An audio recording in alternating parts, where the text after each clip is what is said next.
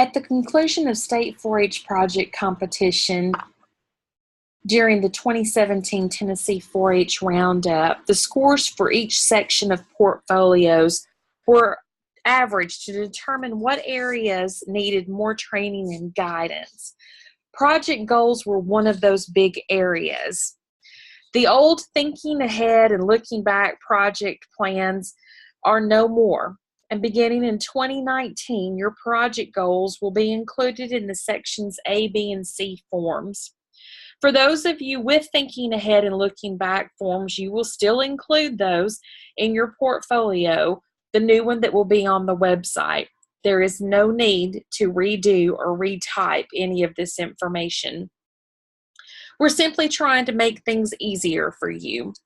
So let's look at a few very simple steps that will help you develop project goals that will actually mean something to both you and your judges. There are 3 objectives of this short training module. The first is how to write meaningful project goals. The second is to understand how those project plans or project goals fit in with the portfolio. And finally, to identify what the judges are looking for in terms of guidelines and preferences for the project goals component of your portfolios. First, project goals. These should be written at the beginning of the school year. This is not something, again, that should be done right before you turn in your project portfolio. Although we can tell by the way that these project goals are written that the majority of folks do it this way.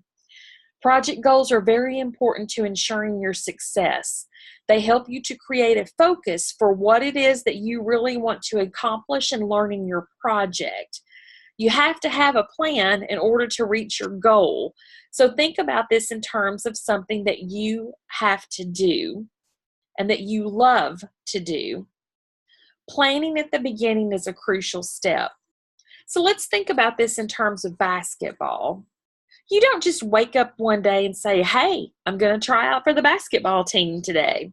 No, you have to set a goal to do and then build some skill around that. To get that skill, you have to practice. You have to make a plan as to how you would master the skills needed to be the best basketball player that you could be so that you can make the team. Maybe you decide to practice 30 minutes each day. And maybe during that practice, you decide to shoot 50 free throws. It's a simple plan like this, that with a little determination and dedication to sticking to it, that can help you improve your skills. Or, in the terms of a portfolio, it can help you master the subject matter knowledge of your respective project in your quest to become a state project winner.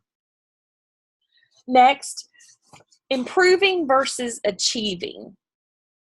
The goals that you set do not have to be focused on finishing, winning, or being selected or elected to do something. You have no control of the outcomes of any goal like this. If you set a detailed goal, for example, of not just shooting, but making 50 of the 50 baskets you shoot during your free throw practices every day, you're going to be sorely disappointed and frustrated. Some of the skills and talents that we are learning through our project work will take a lifetime to master. Just as in basketball, I don't think that even Kobe Bryant could make all 50 of his attempts at 53 free throws every day, although he would probably be pretty close. So instead of setting such lofty, unattainable, frustrating goals, your goal could simply show improvement from one year to the next on a particular skill set.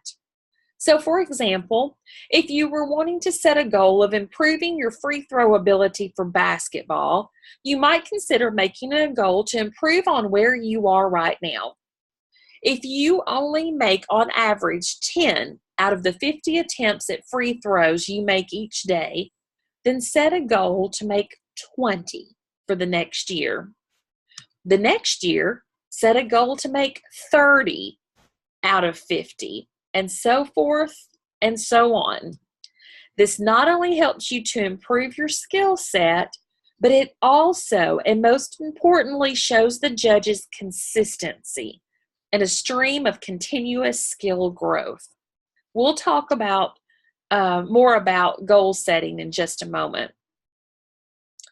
Let's talk a moment about winning or being elected and how that is not an appropriate goal.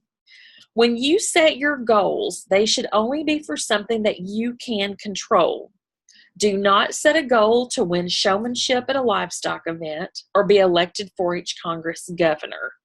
It's not that these are bad goals, but the outcomes are dependent on others and not just you. Despite your best efforts and all of your practice, whether or not you win showmanship is dependent on what the judges think. Despite your best campaign efforts, your social media campaigns, your really cool banners and posters and slogans, or how many hands you shook, whether or not you are elected governor is dependent on how your fellow delegates vote. Your best efforts will improve your odds, no doubt, but they cannot guarantee anything. If we go back and once again look at the free throw goal example, whether or not you reach your goal of making 20 free throws out of 50 attempts every day that you practice is solely dependent on you, not your coach, not your teammates, referee, or your parents. Continuity is also important. You need to show continuity in your goals from year to year. Your goals should show a streamline of learning and not a hop from one subject matter to the next. It's fine to have more than one goal, but all of your goals should match your project area, and the judges should be able to look at your goals from one year to the next and clearly see that you are taking on more difficult subject matter and continuing to improve as you work from one year to the next. Using SMART goals will help you as you write your project plans. There are 5 steps to creating SMART goals. The first section, S, stands for specific. When writing our goal, you want to be as specific as possible in identifying exactly what it is that you want to accomplish. The more specific, then the more refined the goal can be. It makes it easier to set parameters and work towards a goal if the goal is specific. Keep your goals simple. Use clear language. Complete sentences are best. Think about who's involved, what you want to accomplish, why you're doing this, and the reason, purpose, and which constraints and or requirements you have. Through this presentation, I'll be using examples from a 4-H project that no longer exists, the 4-H Home Environment Project. And I'm doing this in order to show no bias towards any other project or to give any unfair advantage. So let's look at the examples on the slide. Which is the more specific example? If you guessed example 2, then you are correct. Nice job. Understanding the color wheel is much more specific. And if you're wanting to learn more about interior design, then this is an important step to take. Once you've completed the specific, move on next to measurable. It's important that a goal be measurable. The only way that you're going to know how much you have or have not progressed in meeting your goal is if there is some quantifiable way to measure and track your progress. This makes it easy to benchmark performance throughout the goal period, including areas to improve. How much? How many? How will you know when your goal is accomplished? There are a lot of different units that you can use to measure your success. Think back again to our basketball example in the beginning. The goal was measured by using the number of free throws made. You may use days, hours, numbers of times. The list goes on and on. In the case of our current goal of learning the color wheel, I'm measuring my progress towards reaching my goal by the number of workshops that I have successfully completed. Again, and please note, this is written in a complete sentence. We next move on to A, which stands for achievable or attainable. Is our goal reasonable enough to be accomplished? Let's look at the two examples on the slide. Which one is more attainable? If you identified example 2 as the more attainable goal, then you are correct. Congratulations. 2 workshops is something that is totally doable. 15 hours of coursework is what the average college student takes throughout a semester. And there is no way with your high school class schedule, extracurricular activities, etc., that you can do full loads for both college and high school. I also want to take a moment to point out something else about this part of the goal. Often these goals may act like stepping stones to help meet broader goals that further define your knowledge and understanding of your project area. This is also important. The R in our SMART goals is a reference to how realistic or relevant a goal is. It's important to create goals that are written or that are within a current skill set or area of expertise, and that the goal matches the project. Remember our basketball example? It would have been unrealistic to set a goal of 50 out of 50 free throws when my current skill level is only averaging 10 out of 50.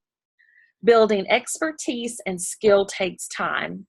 So expecting to become an expert or a skilled master in a short amount of time is completely unrealistic.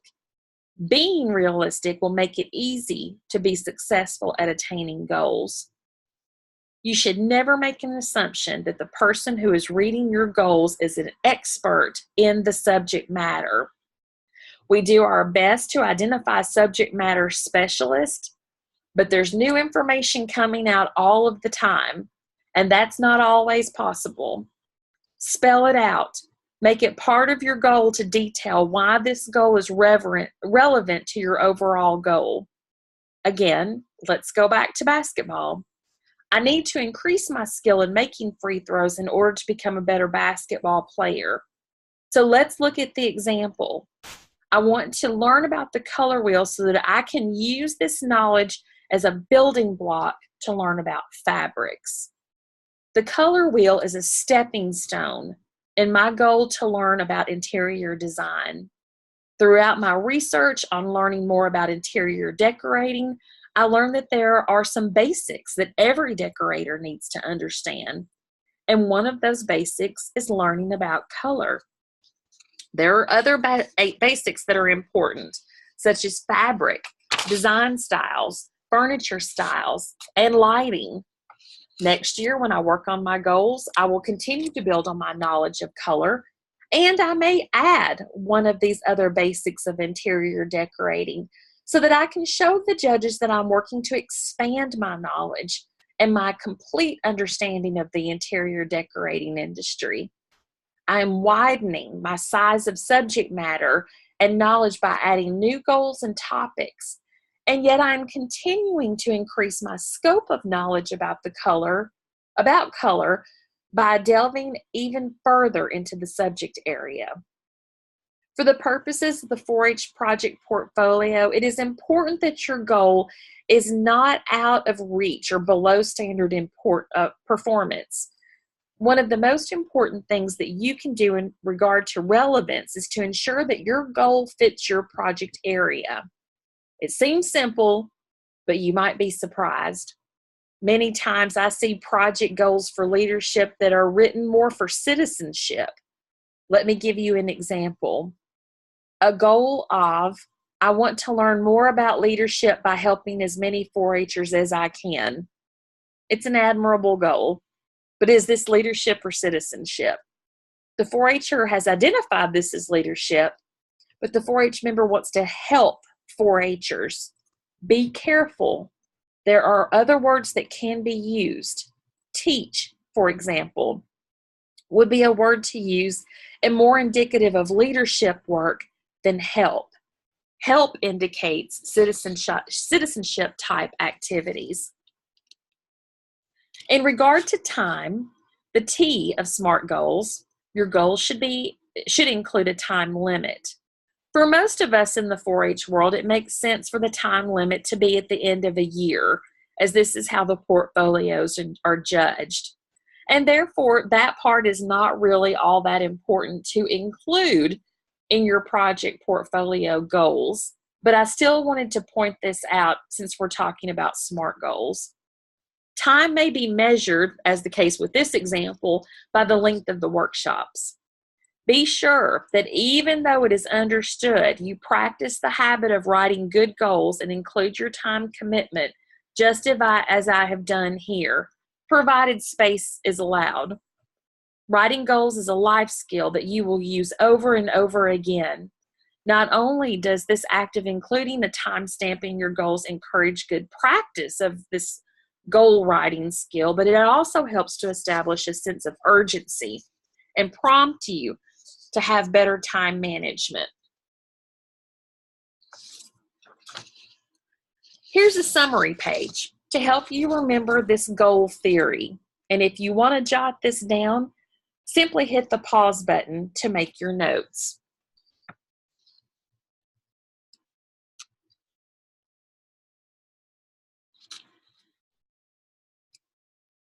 Beginning in 2019, your project plans will be recorded at the beginning and the end of your Section A, B, and C forms.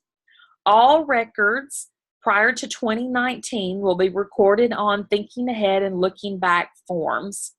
All of these forms are located on the 4-H website under Forms and then Portfolios. There are places on your website portfolio for these specific forms. So how do SMART goals and Thinking Ahead and Looking Back forms all fit together with all of the other elements of your portfolio?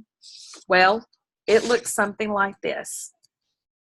Being in the home environment project, just like with any other project area, can afford me the opportunity to focus my learning concentration in a number of areas that has to do with the environment of the home. Some folks in a project like this may focus on home safety, for example.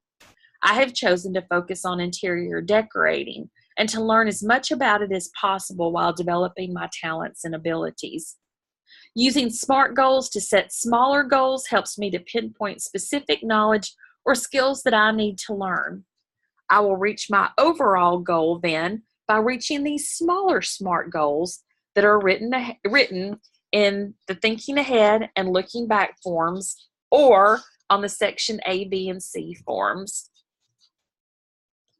If you're a 4-H'er or parent that has a question, please contact your county 4-H agent.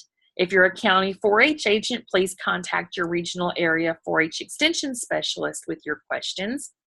And once again, thank you for taking a moment to watch this training video on the Tennessee 4-H Project Portfolio Project Goals. We wish you the very best in your efforts to complete your 4-H project portfolio.